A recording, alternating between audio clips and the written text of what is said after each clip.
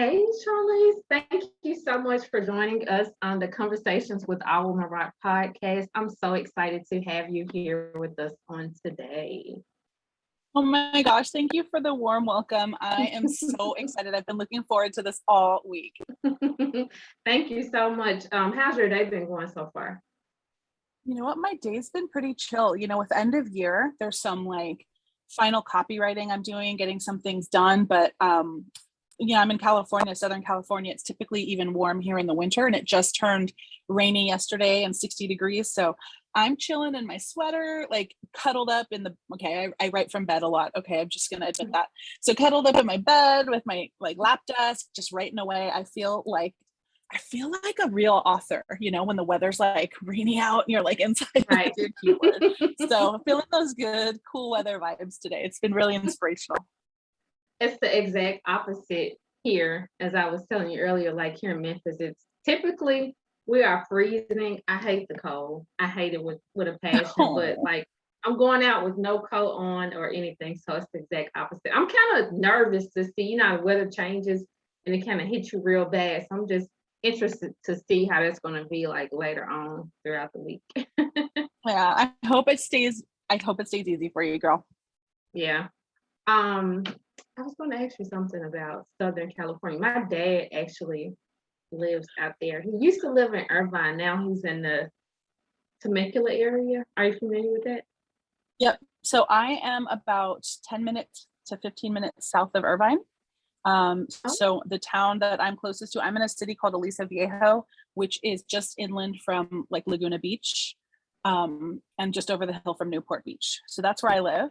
And then Temecula, because it's on the other side of the mountain, if I drove in a straight line, it would probably take me 30 to 45 minutes to get there, but you can't. You have to go down the freeway, then go around the mountain. And so it takes about an hour and 45 to 2 hours to get there. But my roommate goes there probably once a month for the wine country there. So yeah, definitely familiar with Temecula. I can't even think of it. I know what mountain you're talking about, but I don't like when my dad goes because it's kind of scary when you kind of like look down. I cannot think of the name of that mountain that Ortega Highway. That's exactly it, the Ortega. He talks about that all the time. You know what? Actually, I got sick one day. He was taking me back to LAX, and I can't sit in the back of cars because I get nauseous very quick. I can't look down at my phone when I'm in a car because I get nauseous very quick. And he was going so fast because my flight, I had just missed a flight at Ontario. Oh. So he was trying to hurry up and take us to LAX. He had to pull over so many times on a freeway. So I was like, I gotta throw up again. Poor thing. Yeah, Ortega is it's not for the faint of heart. You have to know what you're doing. And so, like I said, my roommate, if she's meeting her friends out there, she drives a fast little VW. She likes to take it on her own because she doesn't have to worry. But when we're taking friends or whatever, definitely take the longer route, because not only is the longer route along the ocean, so it is a prettier view. It's not so windy. And you know what scares me about Ortega? Is that there's 20 minutes of driving with no cell service. So there's a lot of like shady stuff that goes down in those canyons at night. So I'm like, I never want to like not be able to call AAA when my tire and then I'm stuck here and there's a like weirdo and there's a national park in there. And so there's like the people who sleep in the mountains. I'm like, nah. So as a single female, I'm just like, I'll drive an extra 30 minutes to be safe. Like, yeah. I have a story to share with you that actually happened to my family and I recently. We went to we got a cabin in Missouri, and we drove there. And I did not want to take my car. I want to take I have two cars. I have a Nissan Altima as well. And my husband was like, let's take the Mercedes. I'm like, I don't know if I really want to do it, but let's do it. We get like 30 minutes to Branson, Missouri, and the light comes on like for the tire. And mind you, it's not like, I guess, a city like here in Tennessee or like in California. There's like the old Andy Griffith type gas stations. And so we're driving. He pulls over and he was like, I don't know what's wrong with the tire. And I'm like, oh, maybe he put some air in it. That we drive some more, the tire goes back out, and we're on like a 2-lane street. There's nothing but woods everywhere. There are trailers on the side. It's pitch black. And I'm like, God, do not let me die like this. We had Right? no cell service. None of us, Ugh. my daughters, my husband, none of us, we had no cell service. And we're stuck on the side of the road trying to change a flat tire. And it, causing an argument. I'm like, I told you we shouldn't have brought this car. It was Of horrible. course. Yeah. So you feel my that's, pain. So yeah, yeah. it's a real fear. Mhm. Yep. So it's like, no, we're not doing this ever again. Like, I can't die out here. Isn't that funny how like you get trapped for like, a half hour and you're like, oh, so this is how I die. Like it just immediately goes to like death. Maybe it's too many true crime podcasts or something. I'm not sure. Right. He thinks I'm a drama queen. He's like, you're not gonna, I'm like, we are gonna die. It's pitch black out here. It was so dark. And then I never have cell phone. My battery is always low. So of course I had like 3%. I'm trying to use the flashlight on my phone. It was horrible. I think for like 2 hours, I was like, I'm ready to go back home. This is horrible. Well, you survived. Look at you. Yeah.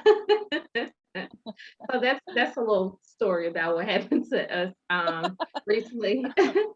What are some things you're currently working on? Do not take Ortega Highway. Oh no. You know what? My dad told me.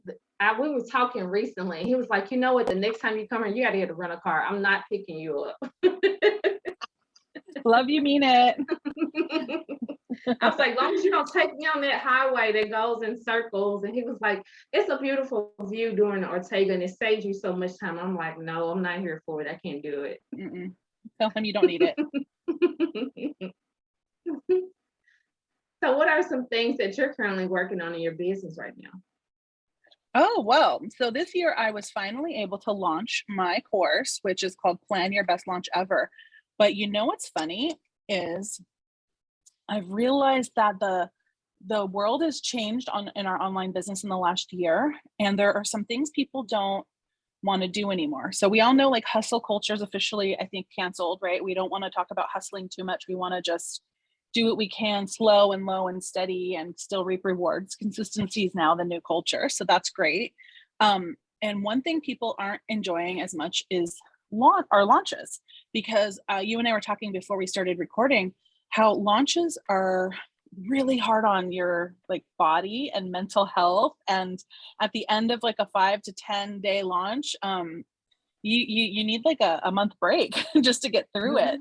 And that's just like the emotional and physical side. That's not even talking about like whether you sold anything. If you don't sell anything, now you go into a spiral. And anyway, so what I realized in having launched this in the last like 3 months, 4 months, was that people aren't interested in launching. They still want to sell their programs and courses, but the word launch freaks people out. So I'm going to go back into this course of mine because I don't think people realize it's like an anti-course. It's actually mostly just templates and just ways in how to not have to write a single word of copywriting on your own, but still sell your programs like in a launch. So I'm going to I haven't chose it yet, but when you're like driving and you're not thinking, and then all of a sudden you go, I have the perfect idea. Why haven't I thought of this before? And that happened to me earlier today. I was like, I just need to change the title. It's an amazing course, but not enough people are asking about it. And I think it's the branding. I need a new name. So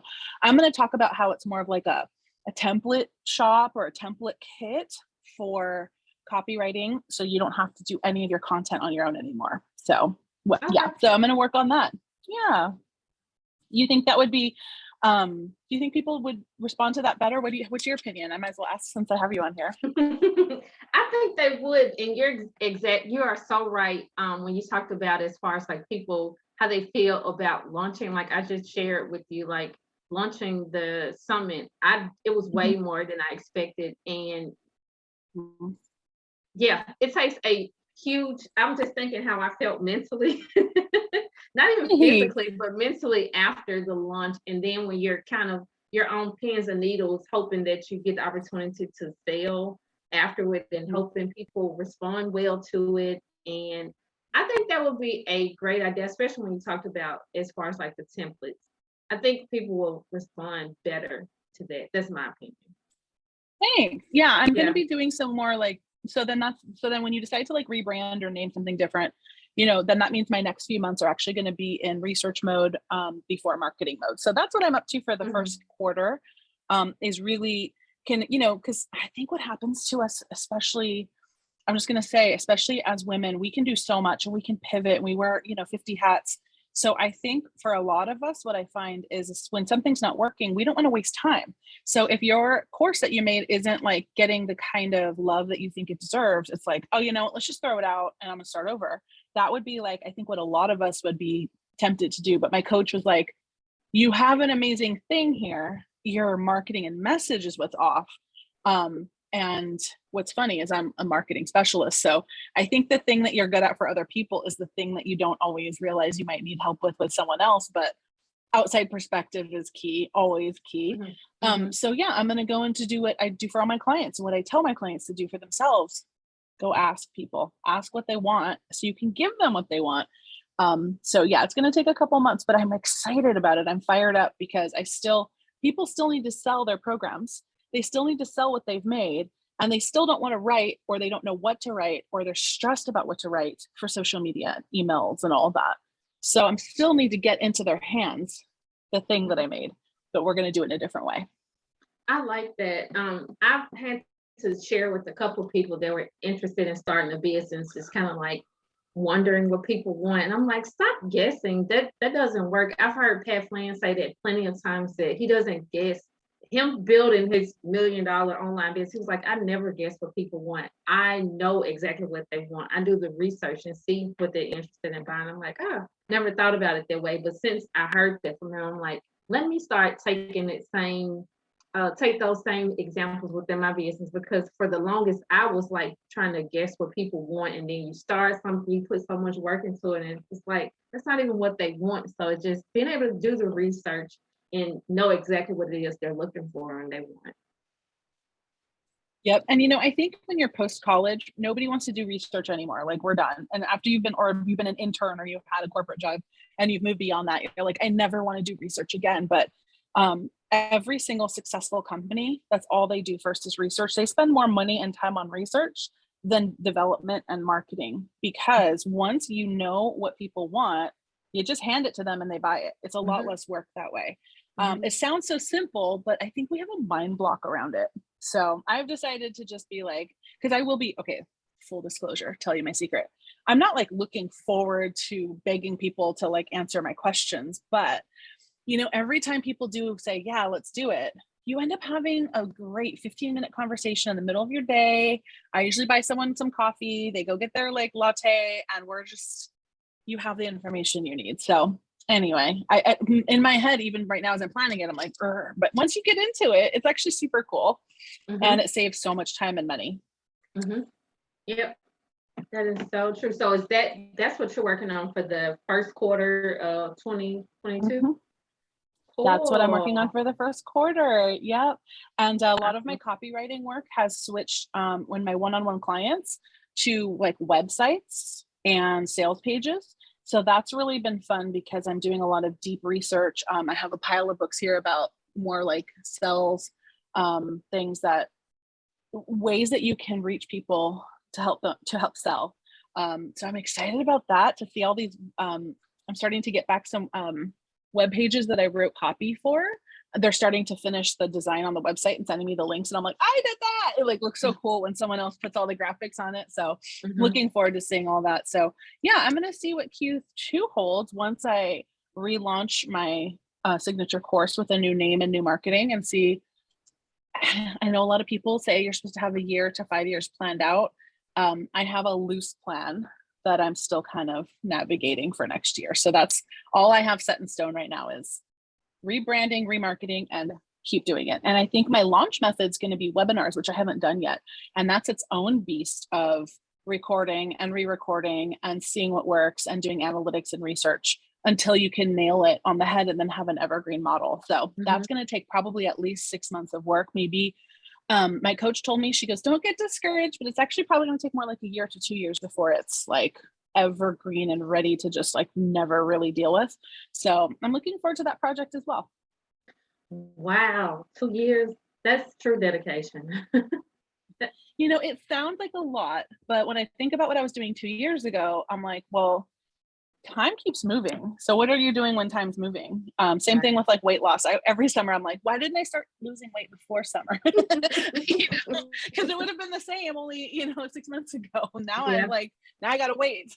So yeah, so that's gonna be I've been really working on mindset stuff and keeping positive and thinking about things the way that real business builders. I have the privilege of working with and for $1 million companies, and listening to how they do it, taking notes on how they do things mentally and leadership wise. I'm trying to really implement that personally. I love that.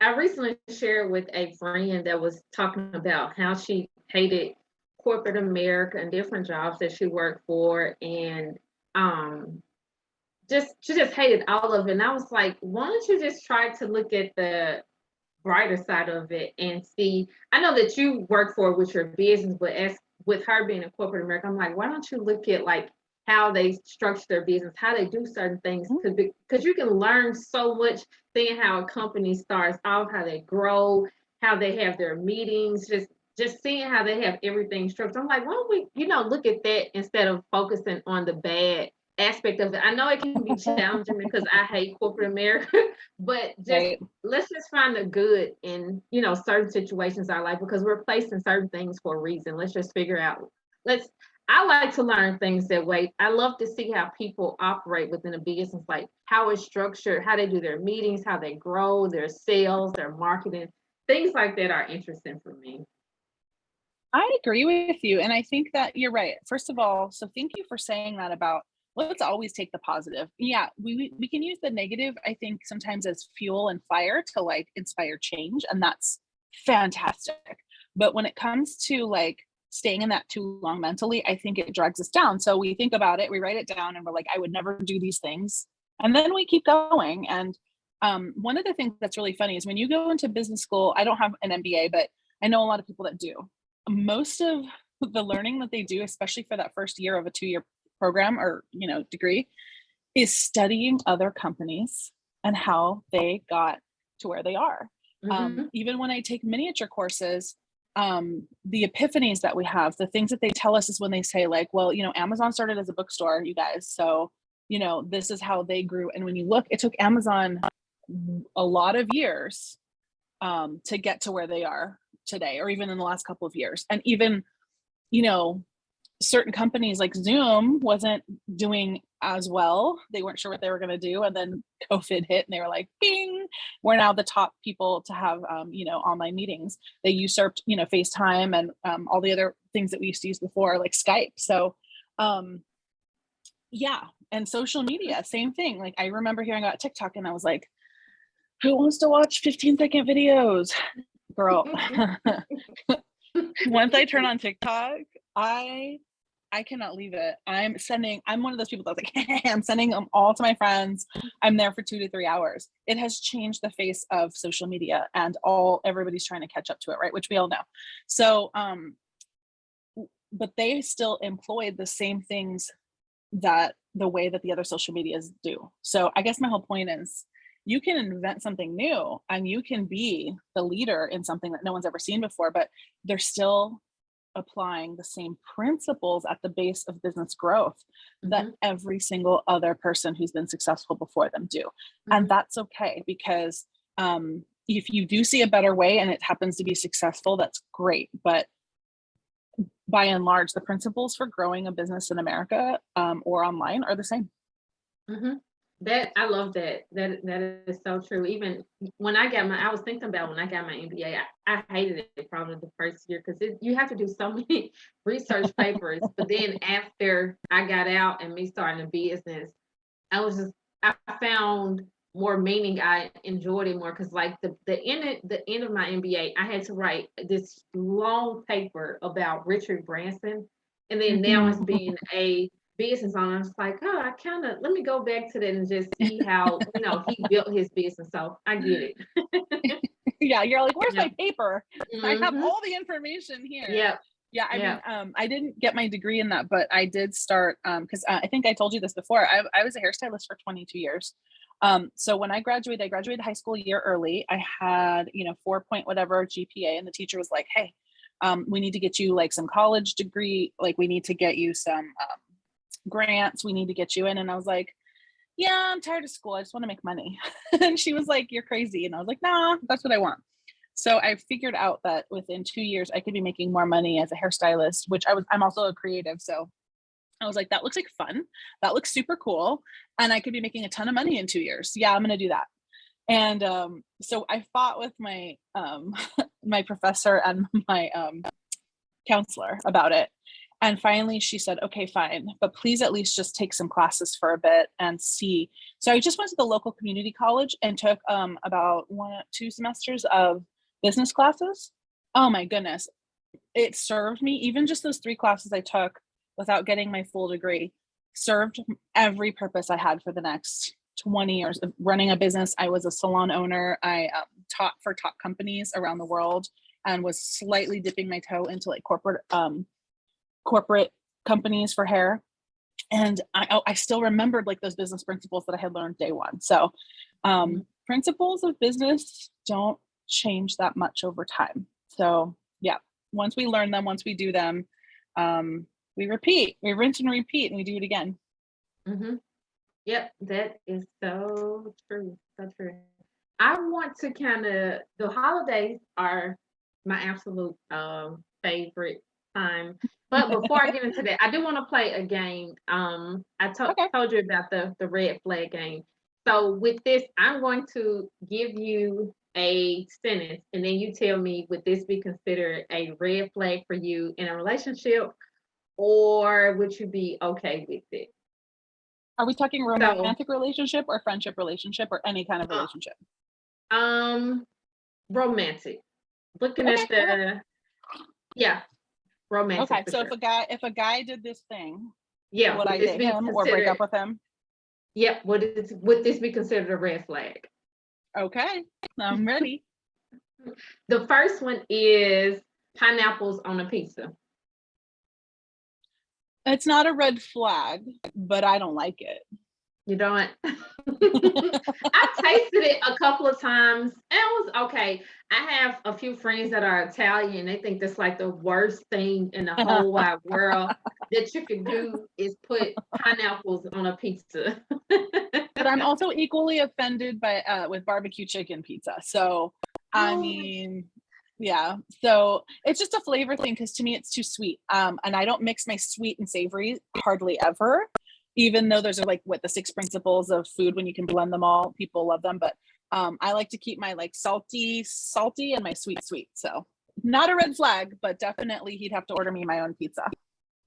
Okay, I love barbecue pizza. I don't know if it's because I'm in Memphis and we love barbecue down here, but I absolutely love barbecue pizza. So good. That wouldn't be a red flag for me either, the pineapples on the pizza. The next one is never been in a real relationship. Would this be a red flag for you if you met someone? Absolutely. I have a crush on a celebrity, and it's not a serious crush. It's just a crush. But my friends are always teasing me when we talk about like, oh, there's your guy. And this guy is like 40, never been married, and had a few is notorious for dating 20-year-olds. It's not Leo DiCaprio. And my friend's like, okay, what if you actually met him? You live where like in LA area ish. We do run into celebrities here. She's like, okay, let's say you're out and you meet him. Would you date him if he was into you? And I was like, ew, no. he like obviously can't sustain a relationship. He's just eye candy, So to me, it's a red flag at my age because I am 41. So I'd be dating men in my age group. And if by this age you haven't been in at least one long-term relationship, I'm okay if you were in one that maybe she destroyed your heart. Maybe you were married and something happened. She passed away. She cheated on you. Those are horrible things, but you can relate to some of the pain I've been through with the divorce. But I absolutely would be like, I'm not teaching you how to be in your first relationship. I'm not a mom. Yep. I agree wholeheartedly. Nope, that's definitely a red flag. The next one would be loves video games. Loves video games. Okay, so that's a trigger for me because my ex-husband went through a phase where he was addicted to video games, and I'd be like waking up at 2 a.m. I'm like, "What's that sound?" And he was like in the other room playing video games all night. So, I don't think that'd be a red flag, but yeah, it'd be a red flag. Bye. Yeah, bye. I'm just gonna call it. You can Yeah. like video games. Who doesn't like a video game? Like, but if it's like a thing and you show up and your house has like everything all set up in your living room as a video game studio, you don't have time for me. I take a lot of time. I require a lot of attention. I love that. I'm gonna start saying to my husband, I require a lot of attention. But yeah, that would be a red flag for me too. Like, no, I don't.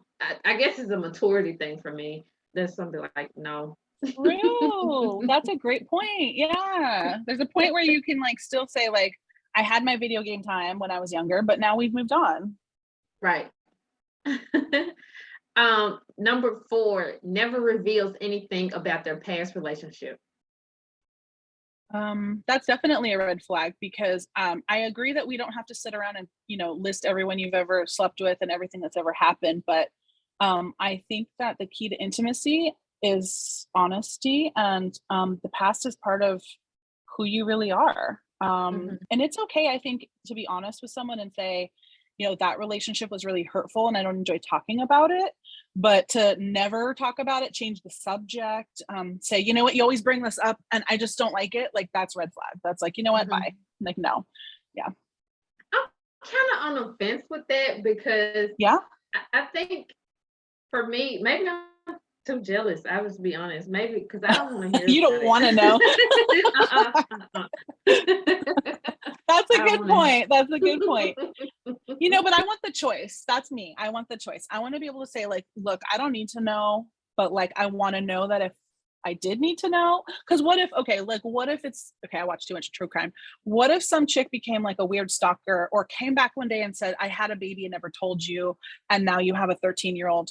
And then I'm like, you never told me you dated her. Like, it's like, yeah, I'd like to be in the know and be able to be like, okay, fine, you never told me you dated her. I didn't need to know, but like, what were the circumstances of your relationship and what are we going to do together as a couple? So I want to know that like, if I need to, we can talk about things in a mature level. But again, that's the two communicators, right? To be able to at least just communicate to me, like, I really don't want to talk about that, but here's the basics. That's fine with me. Would you be okay if you was with someone and they stated that I just found out I had a baby? Are you okay? Would you be okay with that? I'm okay as long as he wasn't cheating. So if he was married and had a mistress and had a baby with a mistress, got out of that marriage, now we're together, like, I wouldn't be with him.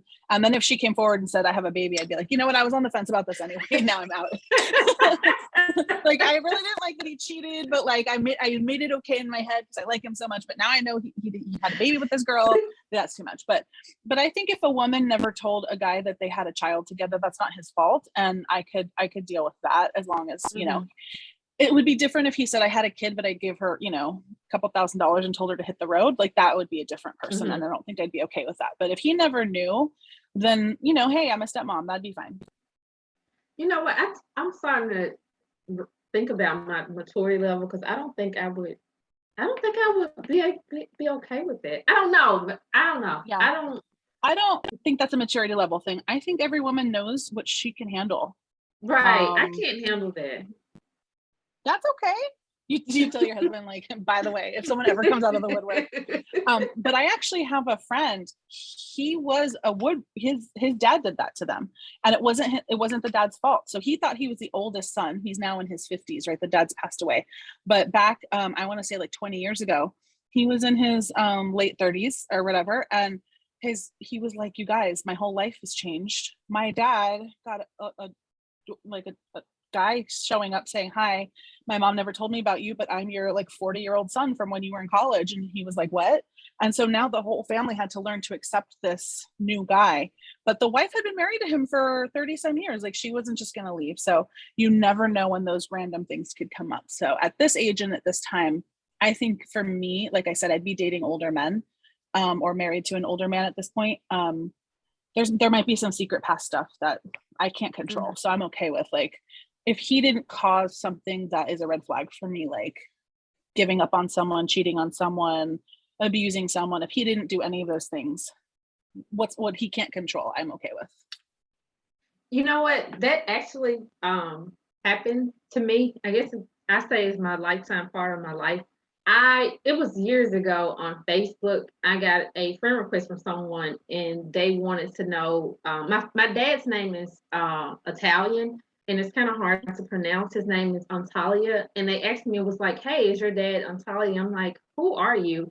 And make a long story short, because it's definitely a lifetime movie. So I was like, no, who are you? What are you? Why are you asking about my dad? I'm very close to my dad. And a person came out and was like, he actually put on social media that I was a bitch. And because I'm very protective over my dad. And he sent me a picture of me as a baby with my dad. And I'm like, what the hell?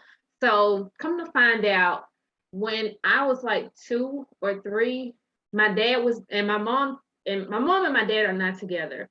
And my mom assured me like that's exactly what happened. So long story short, he was dating this girl, and he thought maybe she might have been pregnant, wasn't sure. And he asked her about it, and she denied it. She ended up moving to Arizona. She left California and moved to Arizona. And he later found out that she told him that the baby died at birth. And he was like, they end up getting back together. And while they was living together, she got some mail. She wasn't there, and the mail had said that the baby had been adopted. So they got into this huge argument, and she ended up leaving. So he got adopted by a family. My dad was working night shifts at the time. And the adoption agency told him, was like, he's already in a family, he's in a home. It's mother and father. With you working this shift, can you handle it? And he agreed to let the baby stay. And once he turned 18, the parents told him that he was adopted. They didn't tell him until he was 18, and gave him a picture that my dad gave them of me as a baby. Mm-hmm. Wow. Yeah, definitely a lifetime movie. Wow. I think we all know crazy stories like that. My dad didn't know he had an older brother that his actual same two parents, I think they got married at like 18. This was in probably the late 50s. No, my dad is 56. So like early 50s, they get married. And he thought he was the second child. There was an older sister that's like a year and a half older than him. So in like 1952, I think my grandma was like 18, gets married to this guy, and she gets pregnant right away. And they were like, we can't, they might even got married before 18, that we can't handle this. And he was going away to the military, but like he just gotten back. Like it was just crazy. So anyway, long story, but they said, you know what, they're giving birth in the hospital. Turns out it's a boy. And they're like just panicked. They don't know what to do. They can't even afford the hospital bill. They're just really poverty level at this point. And it's post-war, things were bad. And then all of a sudden, the doctor comes in, and he was this German doctor. And he said, you guys are clearly unable to care for this child. My brother in Boston has been wanting a male heir. Can we have your baby? And so we think there was some under the table money exchange, which would make a lot of sense. And I think, that grandmother, I don't speak to her. She's clinically insane. And I'm sure that's actually part of it. Because when women make these choices, sometimes it's too hard emotionally. Anyway, I'm talking too long. But the point is I remember distinctly, I'm probably like 30 at this point. I'm at Disneyland. I remember like, I used to go to Disneyland all the time. So I remember clearly standing at Disneyland, having a fun time with my ex-husband. Phone rings. My dad rarely ever calls. So when my dad picks up the phone to call, I'm like, who's dying? Where are you at? And he's like, I have something to tell you. And I'm like, oh my God, what? And it turned out that he had a brother he didn't know about that was seeking medical history. And so he went on one of those websites where you can say, okay, this was a very close adoption because there was no record of it. How do you find someone? And she had finally recently submitted, oh, I had a baby, long lost son. So she was reunited with him, and he flew out from Boston to California. He looks just like my dad, only 3 inches taller. And it really messed up my dad to know that he had a brother that was 3 years older and he was like lived a charm life, this rich doctor life. And my dad did not. So I think every family has a crazy story, something like that, but they all knew about their choice, and she actually told the other siblings. My dad was the only one that didn't know, so there's a lot of family discord there and a lot of stuff going on. But yeah, so it's one thing when someone betrays you and lies to you, like your dad's girlfriend or whatever, but it's another when they don't know, when someone lied to them.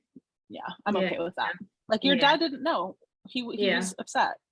Yeah. And when you said about your dad, I felt the same way. Just kind of felt like, wow, I had a sibling, because I've been the only child I had my stepsister here with me in Memphis, but it's always just been me. And it's like, wow, I had a sibling all these years and never knew about it. So that's even interesting that you said that he looks like your dad. So just be like, wow, just to be able to see that.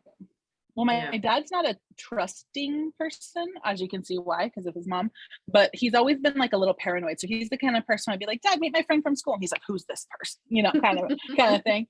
So we just would roll our eyes like, Dad doesn't trust anyone. So when this guy calls him, he's like, hey, I'm your brother. My dad's like, nah, click.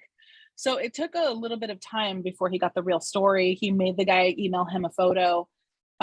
So my mom and dad went to pick him up at the airport, and my mom says it was the craziest thing. It was kind of like, when twins are separated, they are the same person. If they stay together, they're two different people. But so it was like that. He got off the plane. He walked just like my dad. My mom says you just watched them walk. He picked up the suitcase, and my dad picked up his other suitcase, and they like had the same arm, and they were walking the same way. My mom took pictures, and they stood back to back. They were wearing like a similar outfit. And, oh my God. And they're 3 years apart, but raised in different coasts by two totally different people.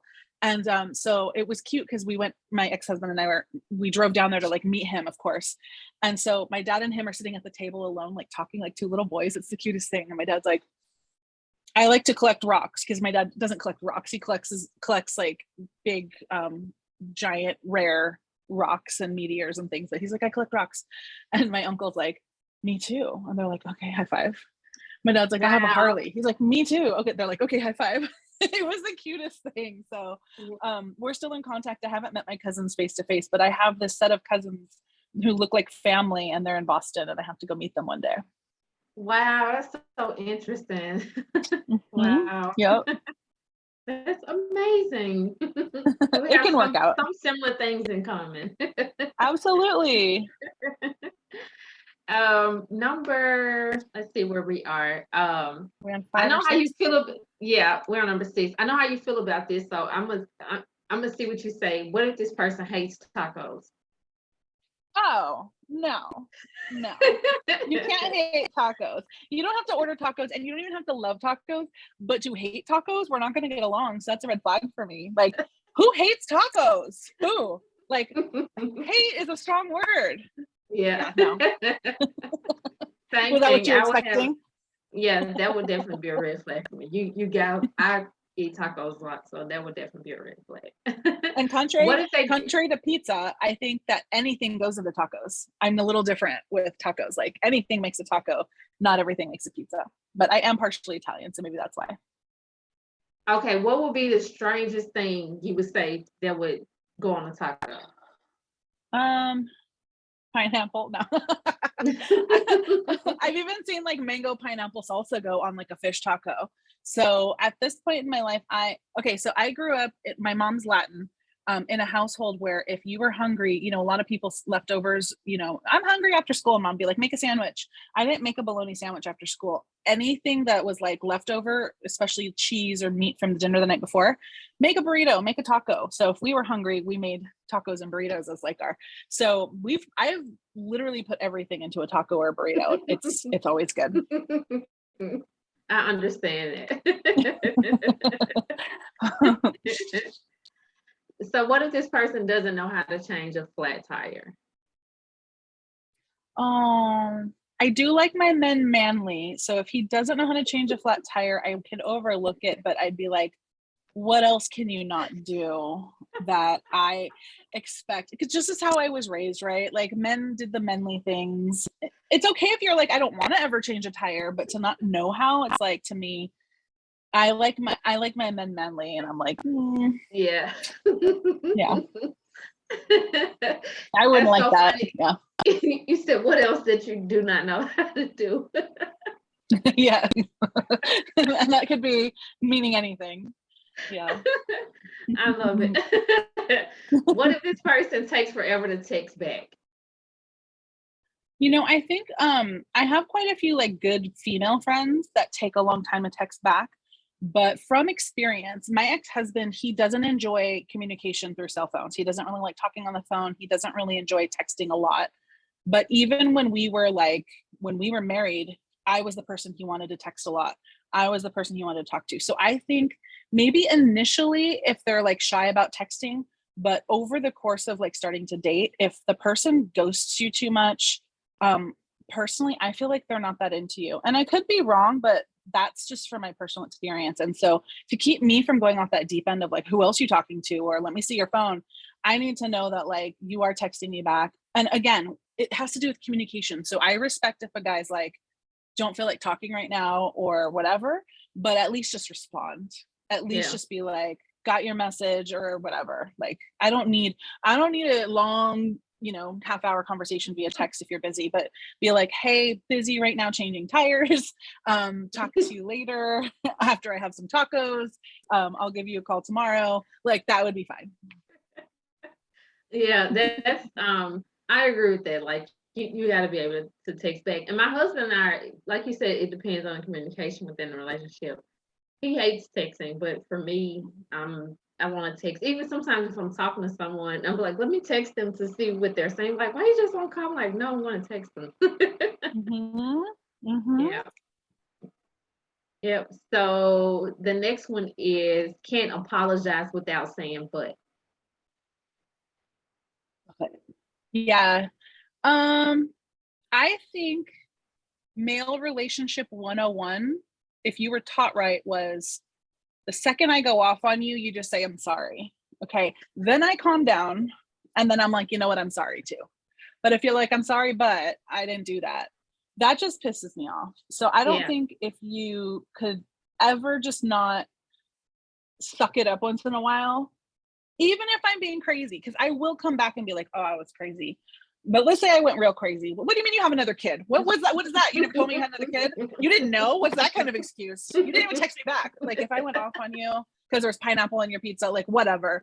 I would not expect you to be like, I'm sorry I got pineapple on my pizza, but you did this last week.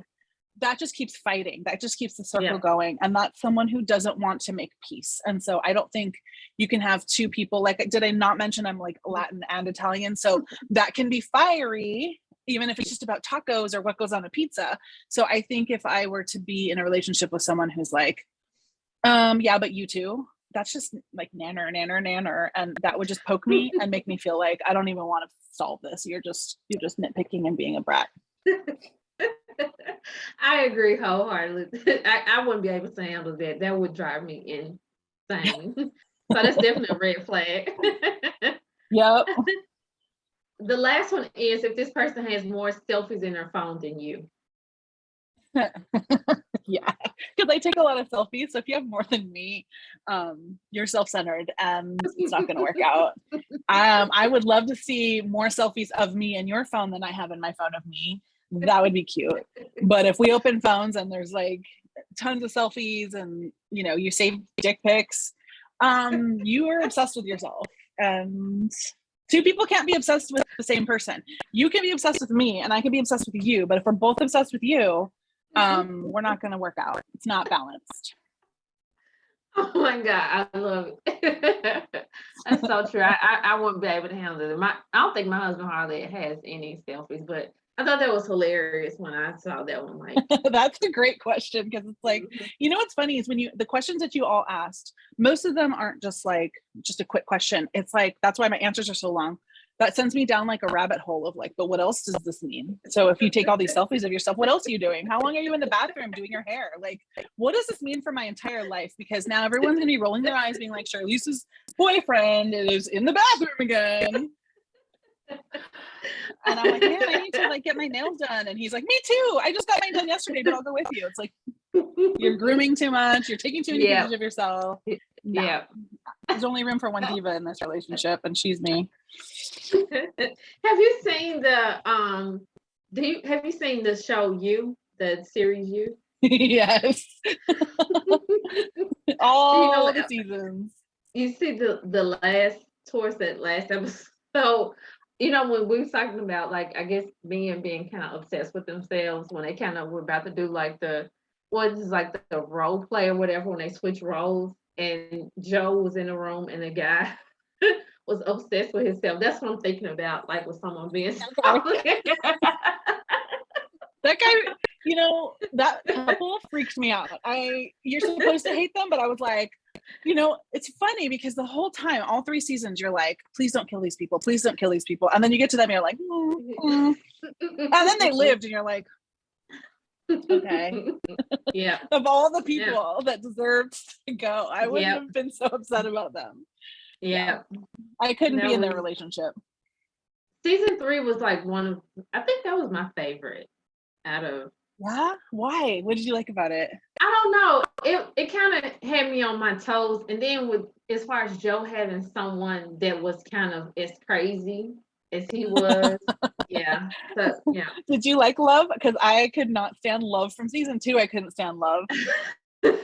Why? She was so whiny and so needy. Yeah. And so I was like, she's the worst. And then you're like, oh, she's okay. And then he met his match. It was like, that makes sense. But then I don't know. Then all of season 3, she's just like, Joe. And you know what? She was always right too. He was looking at other people. She was right. She was on top of him. So sociopaths, they know you can't get away with anything. Yeah. Yeah. I'm interested to see how season 4, of course, is going to be Joe in Paris. Yeah. And doing the same thing to someone else. I love how it ends. He's like, but you. And I'm like, oh, I love it. So we've done the red flag game, and any male that's listened, they kind of know what Charlese's red flags are. So take heed. This is why I'm single. So do you have a favorite Christmas movie? Okay, so I actually when I was like 15, whatever, PBS plays a 24 hours of A Christmas Story on repeat. I'm actually not a Christmas celebrator myself, but that movie on repeat, like, you can't change the channel in my house. I don't care if I'm on vacation. I don't care where I'm living. Do not change it off of TBS. A Christmas Story's on. Ralphie's going to shoot his eye out. Like, that's the movie but I mean, Home Alone, and I know, like, Home Alone's not really a Christmas movie, but it is, especially Lost in New York. I just love those movies. So I like the stuff from my childhood, the stuff I watched when I was a kid, and I felt like I could relate to the kid. Even as like a non-celebrator, it just was like more about life and like growing up, and coming into your own than just about like Christmas itself. Yeah. How about you? Do you have a favorite movie? I think Home Alone maybe would be one, and Christmas Story. I didn't really watch Christmas Story type. Honestly, got with my husband. That was one of his absolute favorite movies, Christmas Story. So yeah, that would be, I guess, Home Alone. That's a classic. But you like Home Alone or Home Alone 2? Because they're both really good. Like, sequels aren't usually that great, but Home Alone 2 is good. The second one was, I would have to say, one of my favorites. Yep. Yeah. Something about him being alone in New York, and he was a little older. It was like, I want to go stay at the Plaza. This is so cool. Yeah. My daughters and I recently watched that one the other day. So, do you think Die Hard is a Christmas movie? Okay, I've never seen Die Hard. I've seen bits and pieces of it, but I hear a lot of people say like it's considered a Christmas movie, and I actually was doing like a research on it to see, and I looked up like 3 different lists of the top 5 favorite Christmas movies, and for some reason it was up there, and I was like, Die Hard has so much violence in it. I don't know how people attribute that to being a Christmas movie. Like, on one list I saw was like number 3, then on another list, it was like number 7. I think I'm gonna have to watch Die Hard and figure this thing out for myself. I've literally never seen it. But there's a lot of movies that you don't think are Christmas movies that are like, I was just watching, I'm an MCU Marvel like late adapter, so I've been watching the MCU, and I just watched Iron Man 3, and everything about it's Christmas. There's Christmas music in it. There's Christmas trees everywhere, and I'm like, this must have come out at Christmas time, you know? So I guess that's technically kind of a Christmas movie too. Is that what they mean by Christmas movie? I think. Yeah. Are you watching? You say you like Marvel movies? I know I'm kind of switching subjects, but Yes, I'm watching Hawkeye. Yes, is that what you're about to ask? that's exactly what I was about to ask. Did you see this Same week's here. episode? I'm not going to spoil it for anyone, but this week's episode, I messaged my friend. I'm like, if you don't watch right now, so you can tell me about this big reveal that happened this week, I'm going to freak out. And she's putting me. It's been 3 days she's been working. She's like, I'm gonna watch it later. I'm like, you have to call me.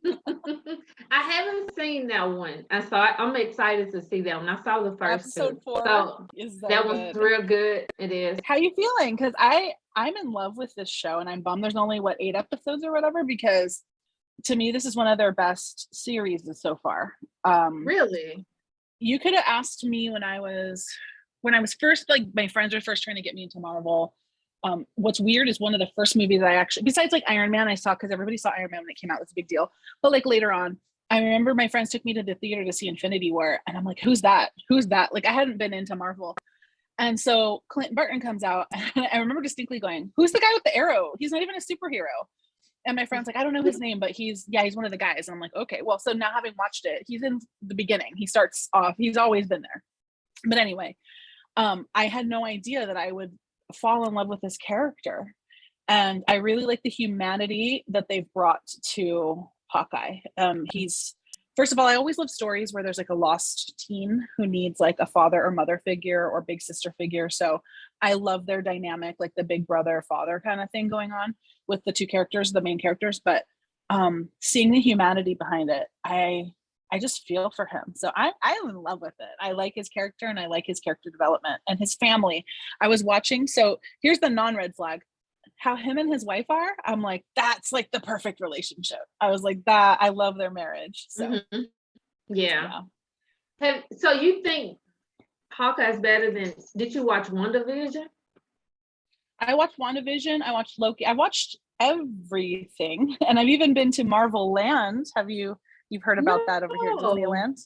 They opened a Marvel campus in June where the characters are walking around. There's a Spider-Man ride. There's a Pym food and drink place. There's a shawarma spot to have shawarma. It's a full little mini Marvel Land, and it is the Marvel person's like mecca. I liked WandaVision, but I felt like it took me 4 episodes to understand what was happening. And then I finally got into the groove of it and fell in love with it. And then it switched to like a witch story. And I was like, okay, now I've been taken through too many roller coasters. Like, I like the middle section of it. Like the middle 4 episodes are my favorite. I think she did good, but like, I wouldn't say from beginning to end was I in love with it. Loki, on the other hand, he's one of my least favorite Marvel characters, but from beginning to end, Loki was one of the most well-made shows as well that I think Marvel's ever done for a show. He's my least favorite as well. I thought it was just me. Well, he caused everything. Yeah, he's true. He's the reason for everything. I just started the series again, and I watched Thor 1, and I'm like, I hate you. But by the end of Loki's show, I was like, okay, I understand him now, and he's funny. So they did a good job. If they can win me over, you know, when I have a red flag, you know, it's like stuck in cement. That's true when you're talking about WandaVision, because after the 3rd episode, I was like, I'm not watching 4, because I'm like so confused and I don't understand why it's like back in the 1950s. So yeah, I felt it, but towards the end, I was like, okay, I like it. I like it. So I like guess Monica. I have to watch Hawkeye this weekend. I'm interested. There's 2 episodes you're missing, and they just, to me, they get better and better each episode. I don't know, but that's just me. I wasn't a big fan of Falcon and Winter Soldier because, first of all, Captain America is my main man, and so watching him be like replaced was just like annoying. But also, it was really violent, and I know like we're talking about superhero movies where they fight, but I felt like the blood and violence level on that one was a little bit more than like I typically like, and I was just like, that's a brutal thing. That's harsh, you know. I felt like I was doing that every episode.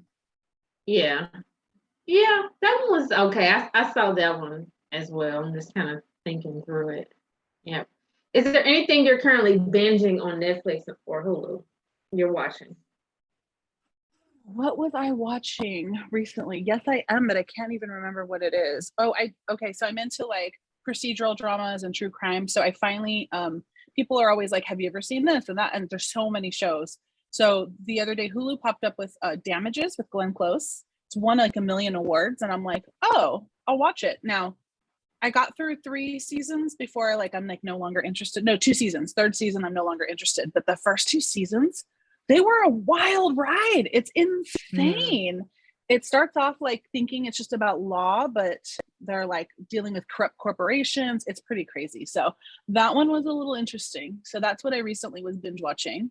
But I'm looking for something. Yeah, only the first couple seasons. It started getting a little bit, like I said, when things get a little too bloody or weird, I'm like, it's funny. I like true crime, but I don't like the pictures. Yeah. Does that make sense? Yeah. Yeah, I like the psychology. I like the psychology of it. I want to know why that person snapped and started like thinking it was okay to murder people. Like I like that behind the scenes, but I don't like that. And the blood splatter was 37 degrees. I'm like, yeah. Yes. How about you? What are you watching? What am I watching currently? Because I've seen so many. I don't know. I feel like I need to spend after the summer. I just was like, I'm just gonna watch as much TV as humanly possible because I was so exhausted. What am I watching on Netflix? I don't know. I think I've just been kind of watching like old movies, but Hawkeye is one that I've been recently watching. I think I've been watching like all old stuff, to be honest. And Christmas movies, binging off watching different. There you go. Movies. Yeah. There's 1,000,000 of them. Yeah. My friend recently gave me access to her YouTube TV, and I haven't had live TV in like 4 years. So I'm like, what's on? So what I binge on live TV, because there's always reruns. I love reruns. There's comfort in that. They think they say it's a mental illness, but I don't care what it is. Golden Girls, Friends, Frasier, Law and Order. I can watch those over and over and over and over again. So that's another thing I've been kind of binging on is, and okay, so I hate commercials, right? Because I haven't had commercials in so long. But I have to tell you, I was like, oh, it makes me stop watching TV for 5 minutes and then I can go do something. So I realized, probably because I grew up with commercials, I have to have commercials now to live a healthy life with television. Because otherwise I'm just sitting through a 3-hour movie like I probably should get up, but I don't want to push pause. Yeah. Right. Yeah.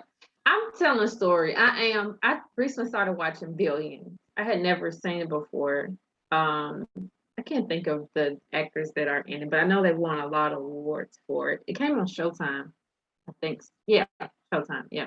So I've been kind of binge watching. I think I'm on like season 4 of Billions. It's interesting to me because I've been last year during COVID, I got interested in stocks and trading. So it was kind of interesting to kind of watch that. So that's what I've been kind of binging. Did you watch on Hulu? Did you watch Dope Sick? You know what? I said I wanted to watch it. The lady that's in it, I saw an interview with her on TV like the other day. No, she was on Ellen. It was Ellen. And I was like, I think I want to watch that. So is that interesting? Oh, it was good. I couldn't stop watching all the episodes, like one and after that. First of all, Michael Keaton, I don't think he gets enough credit for the fact that he's actually a very talented actor. He's just so subtle. And I think the subtle actors don't get all the credit. He actually changes personas with each character so slightly, but he always looks like himself. So he is this doctor in Appalachia who is targeted by the people who made OxyContin, and their whole area was targeted because this drug is actually lethal, can cause major issues, which we all know now, but they completely got around all the labels to make it seem like it was a harmless, like better than aspirin option. And so doctors like him, and so he plays like, the doctor that like is like everyone's doctor. He's in this small town. He's birthed all the people that live in this town at this point. He's been there for 20, 30 years. And he starts prescribing this thinking he's helping his community because it's a coal town. Then they get hurt a lot in the mines. And so he's responsible for a major portion of the town becoming hooked on OxyContin. But then he hurts his back in a car accident and he takes it too, and he becomes a drug addict. And you're watching this town degrade ever since Oxy came into the town.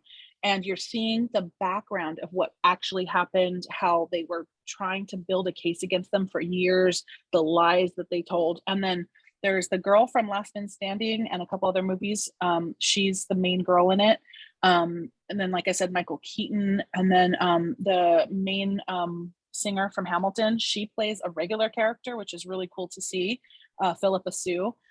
So there's a lot of people that you recognize, and they do a great job. It mostly takes place in the 90s to the early 2000s. And by the time you're done watching it, you realize how much this one really greedy company not only affected the United States and people as a whole, that still hasn't, fixed itself, but they changed the hospital systems. They actually created pain management in a different, put it in a different light, so it became more important. And so whenever you go to the doctor or the hospital and you're like, I'm in pain, and they hand you that chart and it's a smiley face to a mad face, 0 to 10, where's your pain? That was created by the OxyContin people to make it like, hey, look at how much pain your people are in. You have to give them Oxy. So when you watch it, you start to learn all these things that actually affect our daily lives and our medical system, all because of this greedy family who wanted to go and make billions. Mm-hmm. So it's a very good story to tell. It's very fun to watch. Of course, it's sad. So be prepared for you're watching people get hooked on drugs and die, and it's very sad, but it was good. So if you feel like watching that, definitely grab it. Let me know what you think. Yeah, I'm gonna definitely check that one out. It does sound interesting. So I don't want to take up any more of your time. Thank you so much. This has been an interesting conversation. I'm looking forward to the new things that you are going to start with your business next year, and I know this will not be our last conversation. No, exactly. Yeah. Thank you so much for joining me on today. Thank you for having me and for having such a fun conversation. It was just a bunch of girls talking about all kinds of stuff, and now I know you so well. I think you know me very well, and we should meet somewhere and have tacos with any ingredient on it and hang out, and I'll buy you a barbecue chicken pizza if you want. On me. Yes, and it'll be tacos on me. Love it. Thank you so much. Yes.